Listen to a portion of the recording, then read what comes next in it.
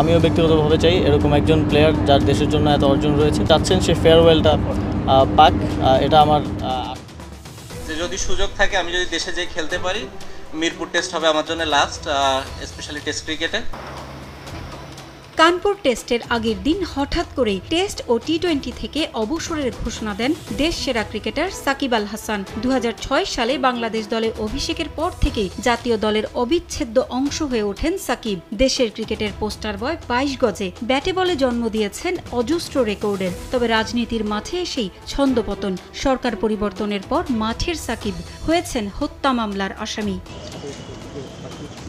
দীর্ঘ ক্যারিয়ারে বাংলাদেশ দলের অনেক অর্জনের কাণ্ডারি সাকিব আল হাসান স্বপ্ন দেখেছিলেন দেশের মাটিতে 21 অক্টোবর থেকে শুরু হওয়া দক্ষিণ আফ্রিকার বিপক্ষে 2 ম্যাচের টেস্ট সিরিজ দিয়েই অবসরে যেতে। দেশে ফিরতে বাংলাদেশ ক্রিকেট বোর্ডের কাছে নিরাপত্তাও চেয়েছিলেন এই অলরাউন্ডার। তবে কদিন আগে বিসিবির সভায় তাকে নিরাপত্তা দিতে অস্বীকৃতি জানান সভাপতি ফারুক আহমেদ। বোর্ডের এখতিয়ারে বিষয়টি নেই বলেও জানিয়েছিলেন তিনি। সাকিবের নিরাপত্তা ইস্যুতে সরকারের কোর্টে বল ঠেলে দিয়েছিলেন ফারুক আহমেদ। এটা আসলে আমার হাতে না, আমার বা বিসিবির হাতে না, আসলে এটা আসলে পুরো ওই গভর্নমেন্ট লেভেল থেকে আসতে হবে ওই নিরাপত্তাটা।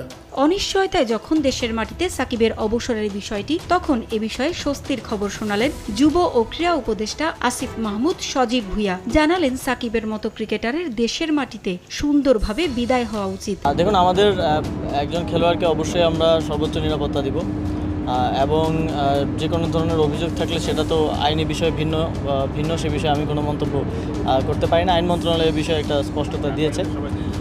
আমরা সাকিব আল হাসানের নিরাপত্তার কথা ইতিমধ্যে বলেছি এবং সেটা আমরা নিশ্চিত করব এবং আমিও ব্যক্তিগতভাবে চাই এরকম একজন প্লেয়ার যার দেশের জন্য এত অর্জন রয়েছে, তিনি বাংলাদেশেই তার যেহেতু টেস্ট শেষ করতে চাচ্ছেন সে ফেয়ারওয়েলটা পাক। এটা আমার আশা থাকবে। সংযুক্ত আরব আমিরাতে নারী টি-20 বিশ্বকাপে বাংলাদেশ দলের ভালো পারফরমেন্স নিয়েও আশাবাদী উপদেষ্টা। আমরা আশা করছি এই বিশ্বকাপেও তারা একটা ভালো অর্জন দেশের জন্য নিয়ে আসতে পারবে।